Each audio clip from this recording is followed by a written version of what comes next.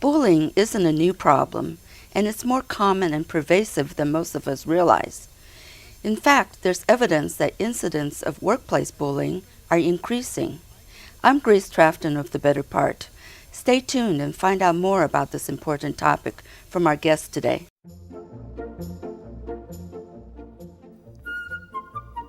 Welcome to The Better Part, a program that encompasses a diverse spectrum of topics important to our community, which we hope will both inform and entertain you. We invite you to sit back and enjoy the program.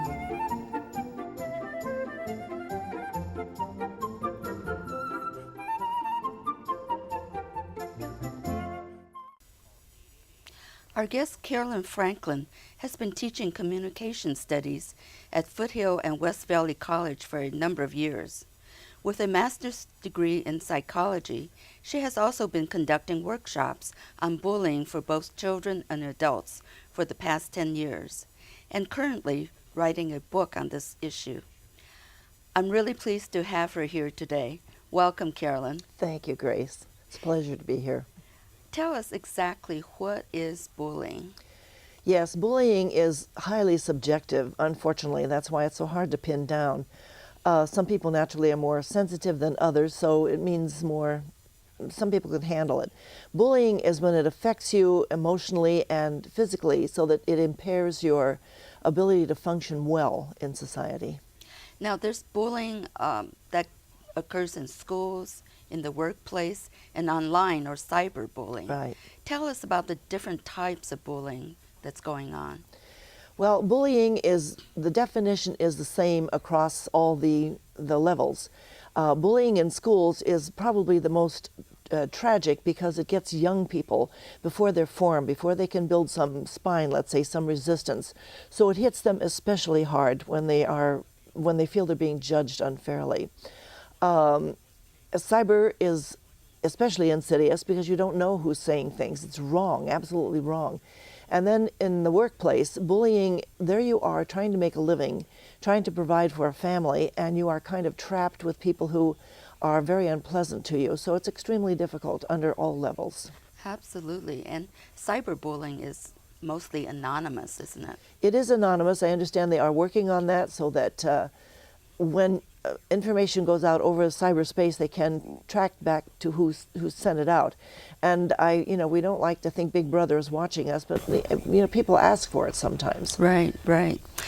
Now, how prevalent is this problem for both children and adults? Because of the media, it's on the increase, and it is lethal because you can be reached at any time, any place today. Before, when bullying went on in the schoolyard, it was just in the schoolyard. This is years ago, but now it's everywhere all day long. So it is prevalent and getting more vicious and getting more intense and more destructive for workplace and for schools. So can you define bullying in the workplace, and how pervasive is it? Yes, bullying in the workplace is when you are working at a job, and oddly enough, the people who get bullied are the best workers. They're the ones that are productive, they're sincere, they try hard, but they're the whistleblowers because they want to do things right. So they are really treated very badly, unfairly. I think the only word that you can say would be unfairly is what makes it bullying. And then the people who are bullied in the workplace take it extremely seriously because they are conscientious. So it hits them very hard. So then, I don't know, in the school place, again, it's cyberspace, and it's the word gets around, and then they become gangs that discredit you, and you have nothing to fight back with. I think that's the hardest part of being bullied, is you have nothing to fight back with. It's all against you. You have no defense. So that's interesting. You said that the kinds of people that are likely to be bullied at work are really the best workers. Best workers. How does being bullied affect people, and what are the long-term consequences? Yes, how it affects people. Sleeplessness. You cannot sleep at night. Therefore, if you don't get your sleep, you don't function. Nervousness. You drop things. You can't control your hands. You're so worried. It's tense. The body's tense. It affects your diet. You can't digest. You can't eat. You can't remember things. And of course, if you're at work and you can't remember things, that works against you doubly. It affects your social life. You can't be good to your friends. You can't acknowledge the things they're doing for you. You're sharp, you're angry, you are constantly lashing out, you're hostile. So it is extremely detrimental to your soul, to your personality, to your social life, and your physical being. Mm-hmm. Now, what about the person doing the bullying? What are the characteristics of that person? Oh, yes, there are many characteristics of that kind of person. Generally, my observation of them is that they're very, I want to say, weak-willed. Now, that seems strange since they're bullying, but I think they're bullying to offset their own inadequacy. If they can detract from their own inadequacy and get the focus on somebody else, then they're safe. So I'm saying that these people are very weak-willed, more or less spineless, because they need to get approval from the people around them. The people around them, sort of like the Christians in the arena. You know, when the bully starts in, the other people enjoy it. It becomes a game. It becomes a show. And the bully needs that. He needs the attention. And somebody once said to me that bullies are happy people, and I'm saying I don't think so, because I don't think you can be happy when you're hurting people. Right, right. Yeah, I agree. So these people are generally insecure. That is my feeling. They are insecure. And how does the work culture contribute to an environment where bullying can flourish? That is an unfortunate set of circumstances. The work environment does contribute to it, because mostly the ones who are bullying are the managers. So what are you going to say to the manager? They're the boss. They're the manager. If you retaliate, then they're going to say you're hostile, or you're not cooperative, or you're being very, against the rules, and you're not cooperating. And the people around you are not going to stand up for you. So when it's the managers that are doing the bullying, and then you have what I call the copycats. They see the manager doing this, so they jump on the bandwagon and they support the manager. So the environment is generally a manager who has some kind of axe to grind and picks on one person or more to do this. Now, does the work culture in general contribute to this, meaning that upper management is allowing this to happen? Yes, upper management is allowing it to happen, because really nobody cares. The people who are being bullied are helpless.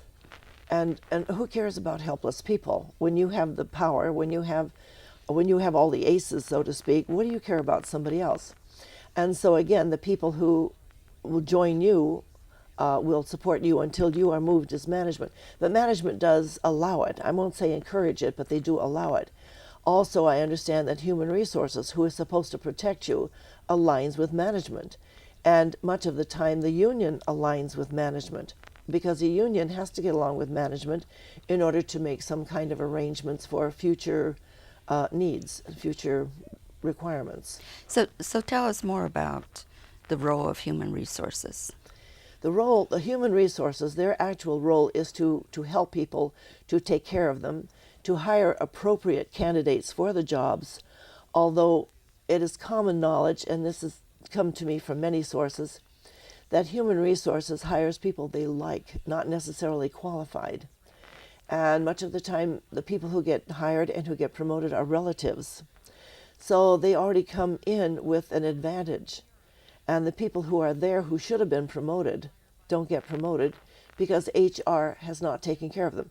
So the purpose of HR is to hire proper people, adequate people, to take care of the stress on the workplace floor. If you are having problems, you're supposed to be able to go to them. They'll get you some kind of medical help or psychiatric help or some way to take care of you. They are to take care of your health benefits, your retirement benefits, anything that is to help you to function well in that job environment. But you're saying that often they don't do this? Unfortunately, the understanding that I get is that they don't do the job adequately enough, much of the time, yeah. So if I felt that I was being bullied in the workplace and I go to my HR department, what kind of help am I likely to get there? You can file a complaint, and if it's a good HR department, they will have some kind of meeting with a mediation, or they will get you together to talk with the people who are bothering you and the manager. And if it is the manager, they will certainly talk to him by upper management. They will take some steps to ameliorate the situation. If they're not good HR, which is often the case, they'll simply file the complaint and you won't hear anything else. And so it could actually make the situation worse, right? It Because could. my manager who is doing the bullying would hear about this, right? He may hear about it, but everybody knows in those circumstances that management is sacrosanct. They are inviolable. If they do something, they're management. It seems to be permissible. And the thing I don't understand, Grace, as long as we're on this, when management puts people down, it destroys the output of the work. It destroys the production. It destroys the morale. And I'm asking, who wins here? You know, you would think the company would come first, but it doesn't You seem would think, to. Yeah. right, right. So how about the role of the unions and the Equal Employment Opportunity Commission? They, again, well, here is another serious problem for the union and equal opportunity and even HR. There are so many complaints, they can't handle them all. They are inundated with complaints. And I would say, well, then if you're inundated with complaints, stop everything and find out what's going on.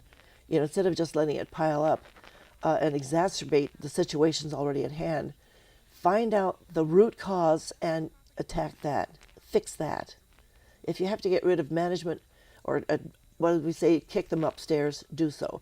If you have to take the people underneath who are the worker bees, let's say, who are causing problems, get them aside, talk to them and say, you're not helping yourself, you're not helping the company. What can we do here to get you to understand you're important to us? How can we fix this?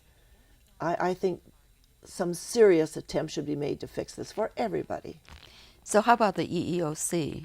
What role do they play in all this? I had, funny you bring them up, I had a problem at work one time. I work for the government. And when you work for the government, you are really trapped. There's no way out. You can quit, yes. So I got in touch with the Equal Opportunity Office, and all they told me was, you should try to get along. That was the response I got. Well, yeah, I have been. I'd like something else. Not much help Not there. much help, no. It's very disappointing. So does it really help to sue? That is always an alternative, but it's very hard to sue because, number one, getting an attorney that is competent and understands it's better to not sue and be on strong grounds than to sue and be on weak grounds, because then you make yourself in a worse predicament. So to sue, you need to have absolutely airtight grounds. And the only airtight grounds there are to sue is if you belong to a protected class. A protected class is gays and lesbian, women, ethnicity, and disabled. Those people are always protected. They have very strong grounds. But if you are, let's say, a white male and you're being bullied, you have very little to prove this is happening. You can keep notes. You should document everything. You should keep a daily log. Keep the dates, the times, the names of what was said. Be very accurate. That's the only prayer you have if you're not in a protected class. So being a woman is one of the protected classes, right? Being a woman is a protected class, yes, and sexual harassment, of course, comes in there. So I, as a woman, if I file a complaint with the EEOC based on bullying, but not necessarily sexual harassment, but just bullying in the workplace, what action am I likely to get? All right, if you file with, not a suit, but with one of the standard agencies, they will investigate it. They will have people come out and talk to the people who are annoying you or bothering you. They will talk to you. They might even have a mediator, get everybody together in a room and try to find out. Sometimes people misunderstand bullying. Sometimes people are not bullying you. It's just their way of joking. And you need to get that cleared. So I think the first thing that we'll do is have a mediator get together and talk. And then try to resolve it at the very bottom level. And then if it doesn't, then they'll take it up and they may have some kind of disciplinary action. So it could possibly help. It could help, yes. But not necessarily. Always. It always depends on the situation, the circumstances. Now, we've heard the term going postal. Oh, yes. What exactly does that mean? Oh, yes. It's funny you mentioned that because the other day I went into my post office, my local post office, and somebody in the back, what we call on the floor, that's the worker place, was yelling and screaming, and out front they had an ambulance and a fire truck. So I went in and I said to the clerk, is somebody going postal? And she said, people are crazy. And so I assumed that was a yes. Yes, and what happens is that the post office in particular, I'm just going to tell you very honestly, because this is very dear to my heart. Management in general is incompetent. And I've worked with the post office. I've been there a great deal. I know the inner workings. The post office has 3 times the management they need. They don't do the work. They don't know the people. They don't know their job. And much of the time they stay locked in their office. So you have the supervisors, the floor supervisors, who come out and who are in power. They're in charge. And if they don't like you, you are at their mercy. They have a union, yes, but again, the union is one of the workers, and the union is usually very tight with the management. So, excuse me, they just snap. The postal workers snap because they have no place to go. I knew one postal worker who actually brought a gun to work. They don't tell you these things, but he did. He brought a gun to work. And many times there's what we call, as I said, the floor is the place where people go to work. We had fights on the floor, fist fights, because people are so stressed out. And then you have the public where you deliver the mail. They always want their checks, of course. And if the carrier, we call them carriers, if he doesn't have the check, he gets a lot of problems from the customer. And believe me, if they get your check, they deliver it. They're glad to deliver it. So the carriers get it from all angles. They get it from the supervisor, they get it from their coworkers, and they get it from the customers. So it's really stressful to be a postal worker. So even outside of the post office, people can go postal too, can't they?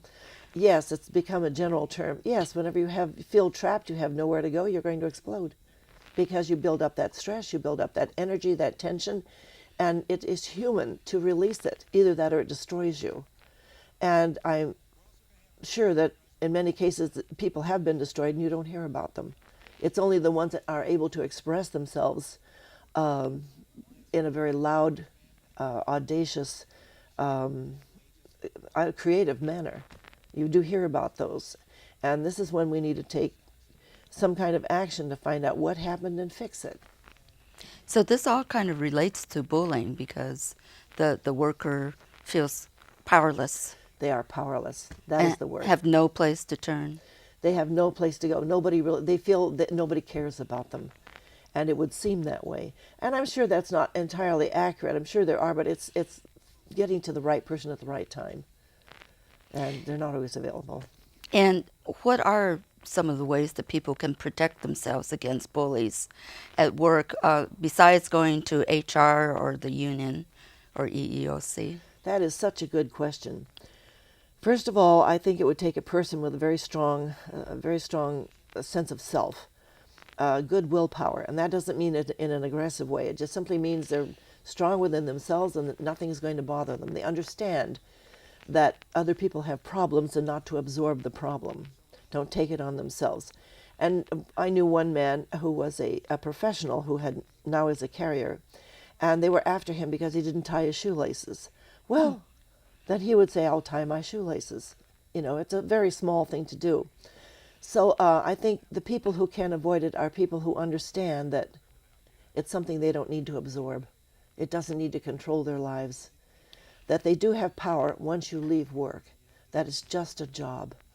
If they can understand that, they're much better off. So sort of let it roll off. If they possibly can, and there are people, I know people who do. In fact, one Christmas on the floor, there were 2 carriers who were having an extremely strong verbal argument. And another carrier stepped in and started singing, "We 3 kings of Orient are," reminding them that it was Christmas season, the season of peace, and everybody started laughing. It was just what we needed to break the tension. Yeah. So there are moments of lightness, even in the darkest places, yes. Very good, very good. So tell us about your workshops and textbooks. How did you get started with these workshops? What started your interest in this topic? It was an absolute accident, as so many things do. I have a partner who is from England, and I was working, teaching public speaking to 5th graders on a contract basis. And she was in the same job, and we just found out we got along beautifully. So we started our own business teaching public speaking, and then we said, she has a sister who is disabled, and I have a daughter who is disabled.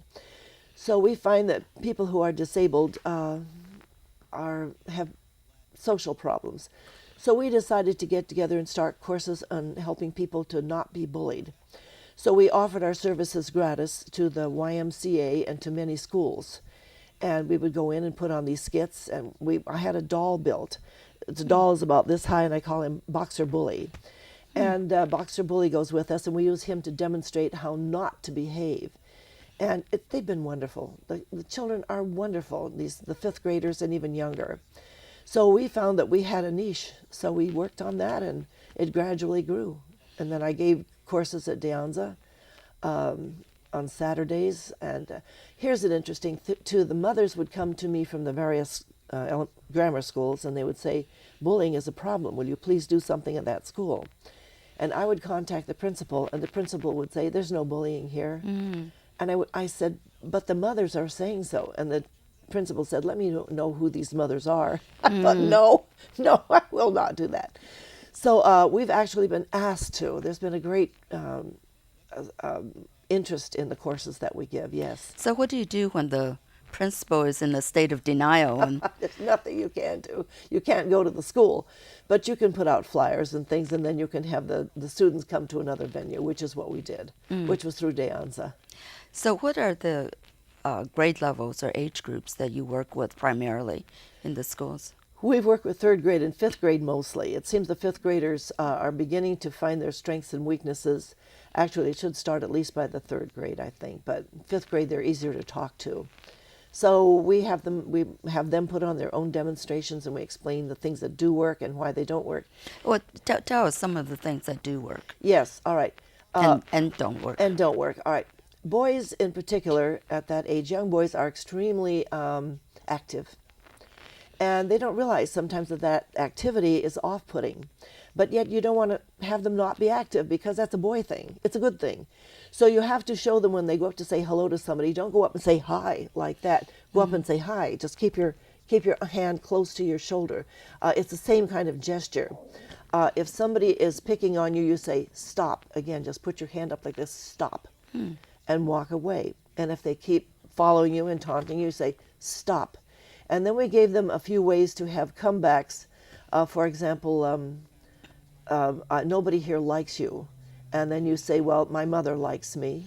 And you keep walking. It was a non-confrontational system that we used.